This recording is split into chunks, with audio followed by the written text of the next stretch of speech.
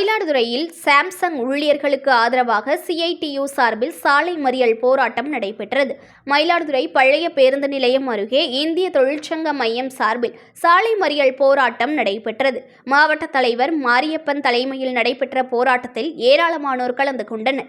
மேலும் சாம்சங் ஊழியர்களின் சங்கம் சேரும் உரிமையை மறுப்பதற்கு எதிர்ப்பு தெரிவித்தும் இந்திய அரசியல் சட்டம் வழங்கியுள்ள உரிமையை உறுதிப்படுத்திட வேண்டும், தொழிலாளர் மற்றும் தொழிற்சங்க சட்டங்களுக்கு விரோதமாக செயல்படும் சாம்சங் நிறுவனத்தின் மீது நடவடிக்கை எடுக்க வேண்டும் உள்ளிட்ட கோரிக்கைகளை வலியுறுத்தி கோஷங்களை எழுப்பினர். இந்த சாலை மறியல் காரணமாக மயிலாடுதுறை கும்பகோணம் சாலையில் சிறிது நேரம் போக்குவரத்து பாதிக்கப்பட்டது. பின்னர் சாலை மறியலில் ஈடுபட்ட அனைவரையும் போலீசார் கைது செய்தனர். News1 தமிழை லைக் பண்ணுங்க, கமெண்ட் பண்ணுங்க, ஷேர் பண்ணுங்க, மறக்காம சப்ஸ்கிரைப் பண்ணுங்க.